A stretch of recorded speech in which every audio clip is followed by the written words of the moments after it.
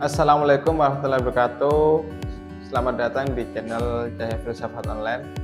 Kali ini kita akan ngaji bersama Pak Fardin Faiz dengan tema kebahagiaan. Sebelum kita mulai, mari kita baca basmalah bersama. Bismillahirrahmanirrahim. Tanpa perlu lama-lama, mari kita mulai. Nah, judul bukunya Conquest of Happiness, penaklukan kebahagiaan. Karena menurut beliau kebahagiaan itu harus ditaklukkan. Ini agak beda ya dengan kemarin-kemarin di beberapa sesi kebahagiaan ada teori bahagia itu tidak usah dicari-cari, tidak usah diusahakan. Cukup kita rasakan bahagia sekarang, ya bahagia. Itu dibantah oleh Russell, apa ya bisa. Kalau kita lagi stres, lagi banyak masalah, lagi kalah, lagi drop, lagi apa, terus disuruh tiba-tiba bahagia, apa ya bisa. Bahagia itu ya tetap diusahakan. Bukan sesuatu yang datang begitu saja. Jadi tidak mungkin orang tiba-tiba saja bisa menghayati hidup sebagai saya bahagia. Maka kata Russell, kebahagiaan tidak bisa dicapai dengan baik oleh mereka yang ingin langsung, mencarinya secara langsung. Ada prosesnya. Ada hal-hal yang harus disingkirkan, ada hal-hal yang harus dihadirkan. Kalau ini belum dipenuhi, sulit kita bahagia. Dan wajar, emosinya manusia itu semua begitu. Bahagia itu kan jenis emosi. Emosi itu pasti karena dorongan sesuatu baik dari dalam diri maupun dari luar diri. Emosi kita itu kan dinamis naik turun karena ada faktor-faktor di dalam diri maupun di luar diri. Bahagia juga begitu. Selalu ada hubungannya dengan dunia di luar diri kita dan dunia di dalam diri kita. Harus diatur, tidak bisa tiba-tiba begitu saja bahagia. Ya kalau untuk ceramah sih gampang. Ayo kita syukuri hidup ini maka kita bahagia. Itu ya enak nek ngomongin ngono. Tapi kalau duitmu habis akhir bulan, tugas banyak, terus kuliah ndak lulus-lulus, terus di kampus dimarahi dosen, di rumah dimarahi orang tua, terus piye meneh. Ndak gampang. Maka kata Russell, bahagia harus ditaklukkan. Mari kita taklukkan kebahagiaan itu. Jadi itu misinya buku ini. Maka beliau menyatakan, demi kebahagiaan, ini umumnya ya, manusia membutuhkan bukan hanya nikmat ini atau nikmat itu, tapi juga perlu harapan, usaha, dan perubahan. Kalau kita ingin bahagia, tidak sekedar karena apa saya bahagia, tapi saya juga harus punya harapan. Kalau kamu hopeless, tidak punya harapan, ya tidak mungkin bahagia. Wah, saya tidak berharap Pak, entah saya masa depan saya nanti gelap, sulit bahagia. Harus tetap punya harapan. Yang kedua, harus ikhtiar. Tidak bisa begitu saja datang. Dan yang ketiga, harus mau berubah. Kenapa harus mau berubah? Lah kalau kita tidak berubah, situasinya tidak akan ganti. Sekarang sedang tidak bahagia, yuk berubah yuk, tidak mau apa? Ya sudah, yuk tidak bahagia terus. Ya tetap harus mau berubah. Harus tahu mana yang harus diubah biar saya bahagia. Ikhtiar tadi dalam rangka mengupayakan menemukan apa yang harus diubah. Karena sekarang saya tidak bahagia, besok saya harus bahagia, berarti harus ada yang diubah. Tapi ikhtiar untuk perubahan tidak ada gunanya kalau kita tidak punya harapan. Jadi kalau kita tidak berharap, apa ya kita mau berikhtiar secara semangat. Kalau kita hopeless kan tidak mau ngapa-ngapain sudah. Jadi kuncinya 3, harapan, upaya, dan berubah. Baik.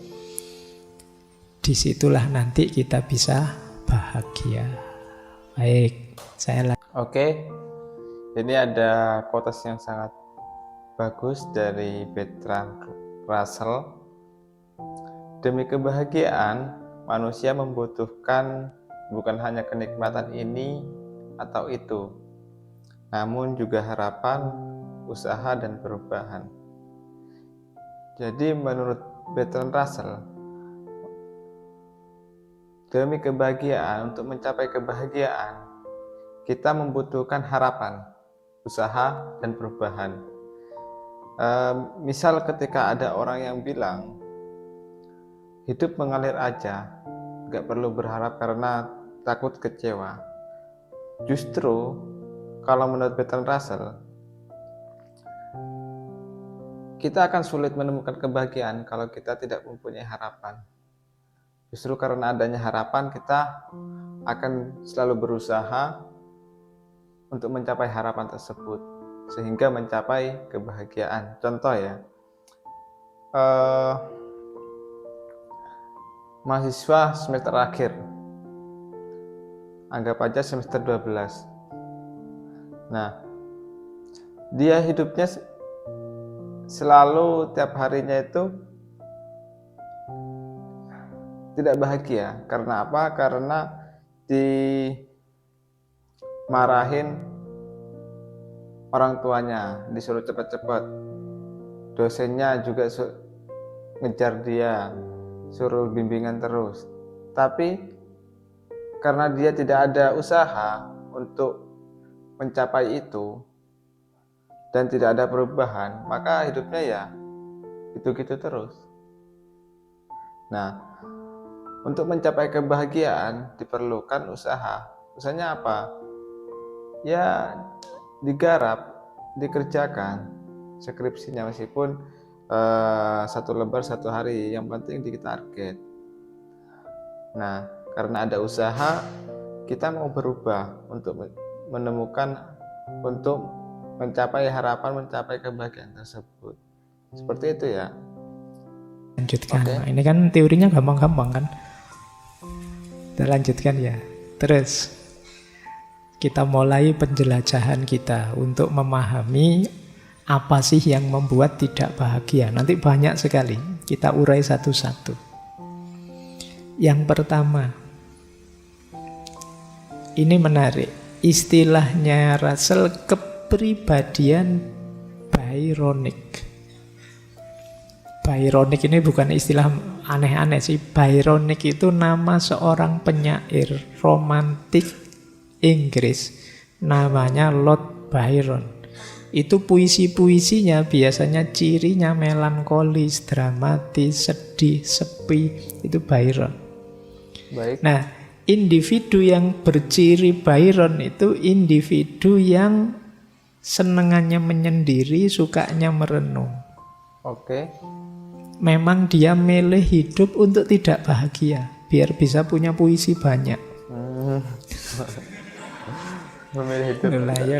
Kalau hidupmu ceria, seneng saja kan tidak jadi puisi. Oke.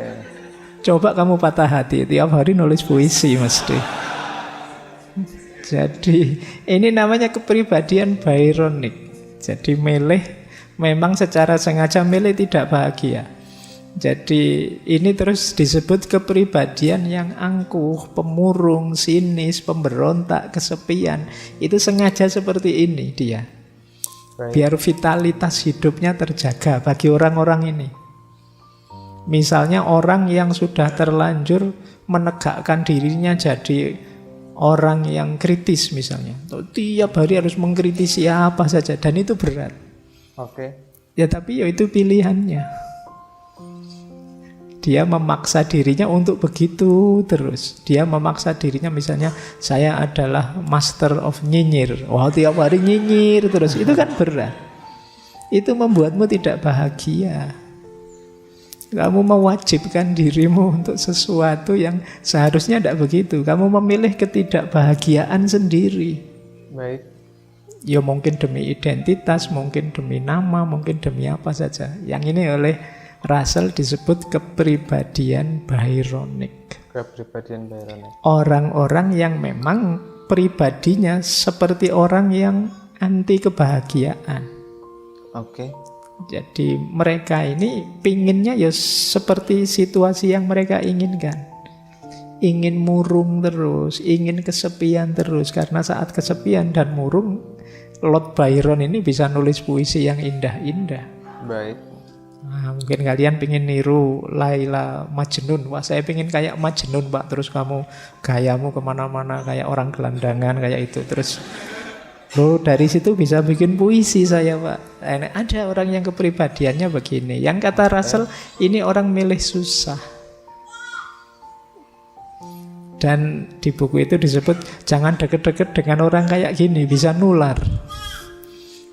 Ya karena kepribadian itu kan bisa menular. Kalau kamu punya teman pemarah, ya kamu mudah marah. Nah, kalau kamu punya teman pemurung, ya kamu mudah murung juga. Oke.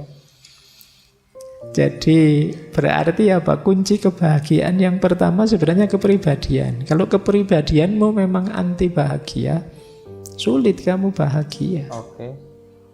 Orang itu kan kadang-kadang memang yang dipilih yang pahit dengan alasan tertentu.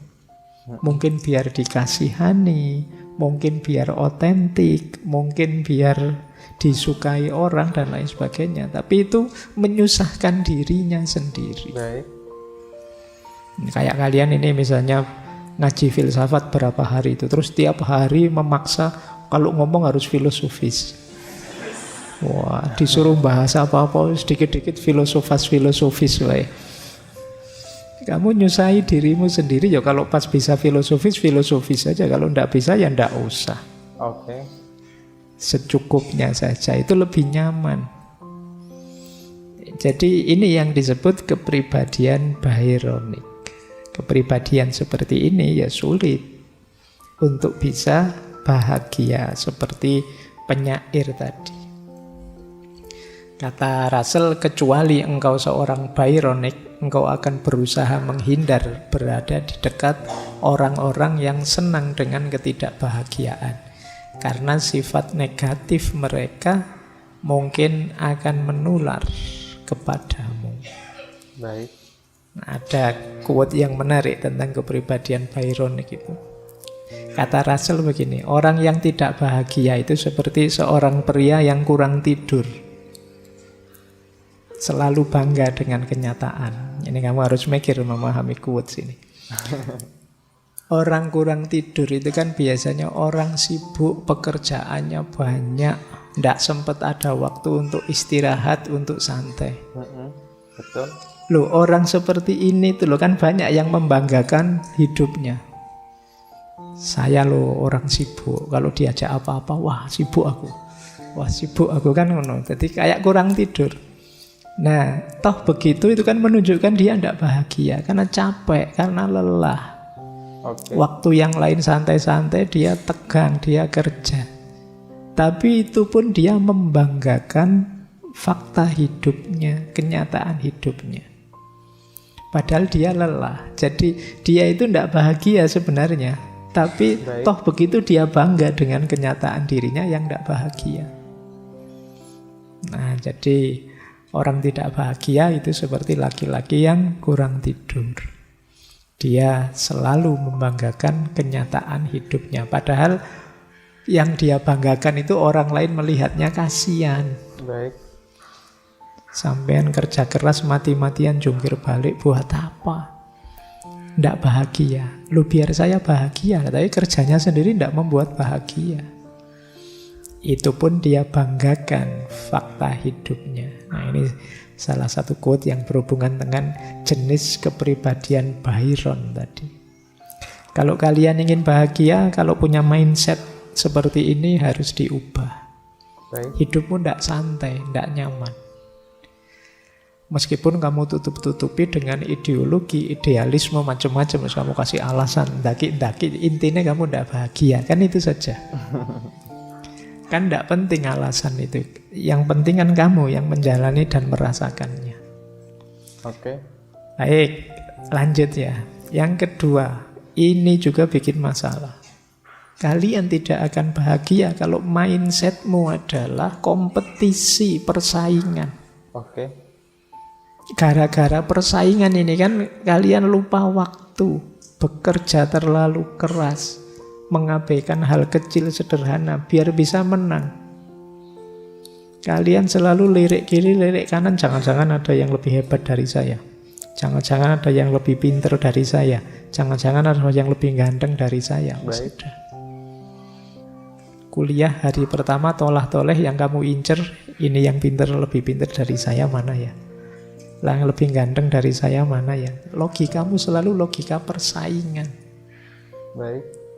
Atau jangan-jangan kamu lihat ini motornya yang lebih mahal dari saya mana ya? Persaingan. Jadi akan berat. Kata Russell, bagi saya hal yang ingin saya peroleh dari uang adalah waktu luang dan rasa aman. Namun apa yang diinginkan oleh manusia modern pada umumnya adalah mendapatkan lebih banyak uang dengan maksud untuk menyombongkan diri, kemegahan, dan lebih menonjol dibandingkan orang-orang yang selama ini setara dengannya. Baik. Jadi sebenarnya kita itu kerja secukupnya ya cukup untuk memenuhi hidup kita. Tapi karena logika persaingan tadi, saya harus lebih dari yang lain, saya harus yang paling menonjol, maka kita jadinya habis-habisan. Energi kita terserap ke sana dan hidup kita sangat lelah, capek. Baik. Apa ndak boleh maju kalau gitu? Kalau pengen maju-maju saja, pengen hebat-hebat saja, ndak usah pakai mindset perbandingan. Melelahkan. Jadi mindset perbandingan itu apa-apa kamu lihat kiri kanan terus tiap hari. Kan itu melelahkan. Kamu ingin selalu menonjol lebih dari yang lain. Kamu menonjol bagus tapi tidak harus dengan logika kompetisi. Baik. Atau persaingan. Hidupmu akan sangat berat. Kalau mindsetmu ini, kamu tidak bisa tidur tenang. Oke. Jadi hidupmu tidak akan nyaman. Oke. Nanti ada temenmu dapat pasangan, punya pacar, kamu greges. Waduh, kok saya belum ya? Akhirnya nyari sedapat-dapatnya.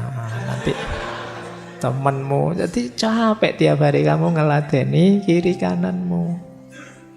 Temennya beli motor baru, pakai baju bagus, pakai kamu kamu ndak tenang tiap hari ke puskesmas nanti. Capek melayani kompetisi atau persaingan. Oke. Kata Russell, saya tidak memungkiri bahwa perasaan sukses membuat kita lebih mudah menikmati hidup. Apa yang saya tegaskan adalah kesuksesan hanya bisa menjadi salah satu unsur dalam kebahagiaan. Oke. Dan itu terlalu mahal dibeli jika semua unsur lainnya dikorbankan untuk memperolehnya. Sukses iya penting, kita bisa bahagia karena sukses. Tapi jangan segalanya untuk sukses itu. Hidup kita ini banyak sisinya yang lain. Baik. Kita masih punya sisi kesehatan, kita masih punya sisi kenyamanan hidup, kita masih punya sisi kebersamaan, kemasyarakatan. Ada banyak sekali dimensi hidup kita. Oke. Sukses memang salah satunya. Jangan karena hanya salah satu ini, semua sisi hidup kita korbankan. Oke. Ini namanya blunder. Tidak jadi bahagia, malah keteteran terus. Baik. Lelah hidup kita dikejar-kejar kompetisi, persaingan. Ya kompetisi itu kan biasanya deket-deket saja, sekeliling saja, kan tidak jauh-jauh. Meskipun misalnya Pak Presiden hebat, tapi sampean kan tidak akan berkompetisi dengan Pak Presiden, kompetisinya sama mahasiswa. Makanya kata Russell, dia punya quote yang menarik sekali. Kata dia, seorang pemulung tidak akan berkompetisi dengan jutawan. Baik. Karena dia tidak akan iri. Yang dia iri siapa? Pemulung yang lain yang lebih sukses dari dirinya. Oke. Kalian mahasiswa itu tidak mungkin iri sama dosen. Irinya sama siapa? Sama sesama mahasiswa. Kompetisinya juga begitu. Itu yang bikin capek. Oke ya, boleh kalian maju, boleh kalian hebat, boleh kalian luar biasa, tapi jangan ditempuh dengan mindset kompetisi. Ini menarik ya. Kalau di peradaban barat itu kan selalu logiknya ingin progres. Yang itu kadang demi progres ini dia harus paling nomor satu, paling menonjol, paling hebat dari yang lain. Loh, hebat tidak apa-apa, tapi kalimat dari yang lain itu akan memberatimu. Baik, oke, kita bahas ya. Ada penyebab ketidakbahagiaan ya. Ini penyebab ketidakbahagiaan adalah persaingan ya. Ketika kita berpikir selalu saingan, maka hidup itu akan melelahkan ya. Kalau menurut Bertrand Russell, dia berkata seperti ini, bagi saya, hal yang ingin saya peroleh dari uang adalah waktu luang dengan rasa aman. Namun apa yang diinginkan oleh manusia modern pada umumnya adalah mendapatkan lebih banyak uang dengan maksud untuk menyombongkan diri, kemegahan, dan lebih menonjol dibanding orang-orang yang selama ini setara dengannya. Kalau kita melihat fenomena saat ini di media sosial ya khususnya, banyak sekali orang-orang yang menyombongkan dirinya terlihat lebih menonjol gitu dibanding dengan yang lainnya.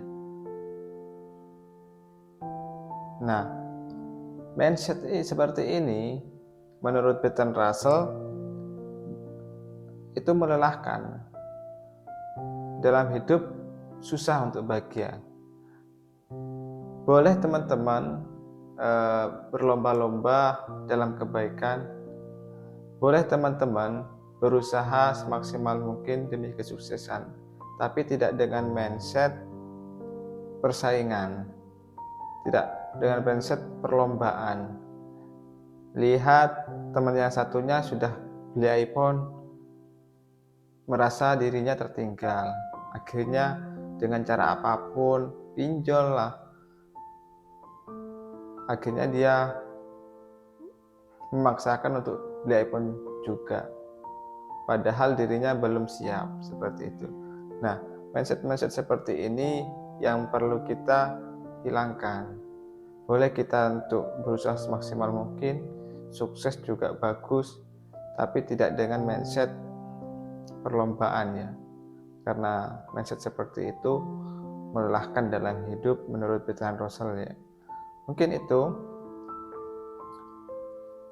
kurang lebihnya mohon maaf apabila ada salah kata. Wallahul muwaffiq ila aqwamit thoriq. Wassalamualaikum warahmatullahi wabarakatuh.